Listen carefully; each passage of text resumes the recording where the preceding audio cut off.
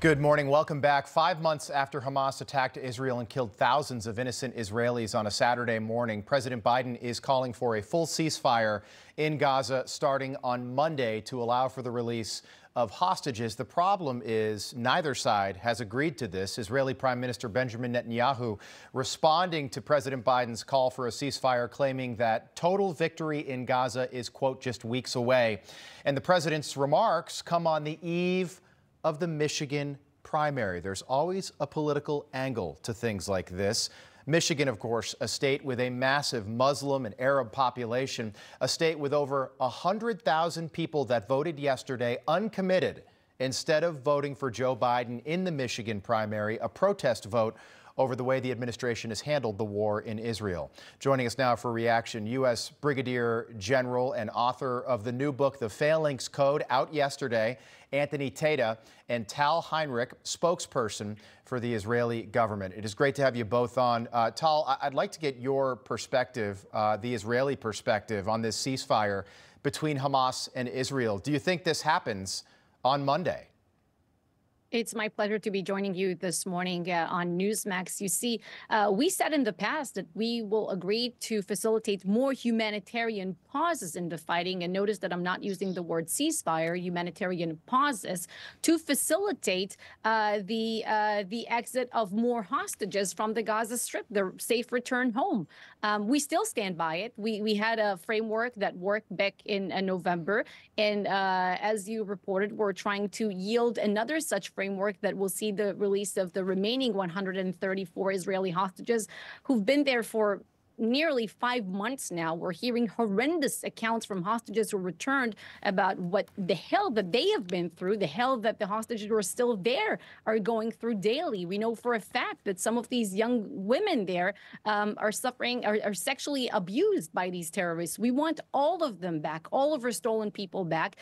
We will continue to exert very heavy military pressure on Hamas because we know that this is what works, the combination of the diplomatic avenue and the military avenue, and we certainly hope that this can accomplish another deal, but we set very, very clear red lines for any potential deal.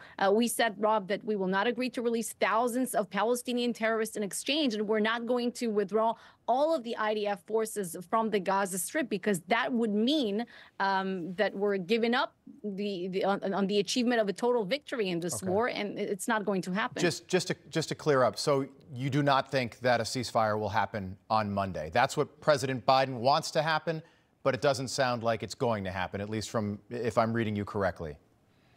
Well, to briefly say this, once we'll have something to make official and announce, we'll make it official. Right now, that's not the case. Okay. General, I want to get your reaction to this Biden ice cream diplomacy, where our commander-in-chief is now making major policy statements, enjoying an ice cream cone at the same time. Take a listen. Can you give us a sense of when you think that ceasefire will start, sir? Well, I hope by the beginning of the weekend. I mean, the end of the weekend. At least my national security advisor tells me that we're close. We're close. It's not done yet. And my hope is by next Monday, we'll have a ceasefire. General, your reaction to that and just the unseriousness coming from our president. Well, first of all, if Jake Sullivan is saying anything, you know that it's probably 180 degrees wrong, the National Security Advisor. And secondly, President Biden is not a serious, he's a craven, corrupt political operator, has been, it seems, all his career. And I think you nailed it at the intro, where this is just a domestic political move.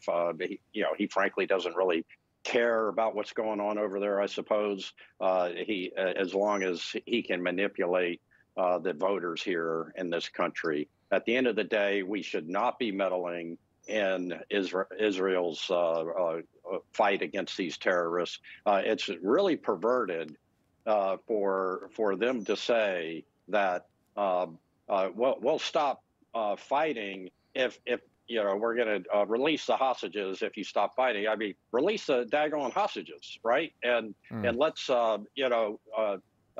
I agree with everything that was just said, because the pressure is what is forcing these people, these terrorists, to react and act. And if you lift that pressure, then they can hunker down and fight back. And what you got to do is you got to keep your the pressure on so that they move, shoot, and communicate. Yeah.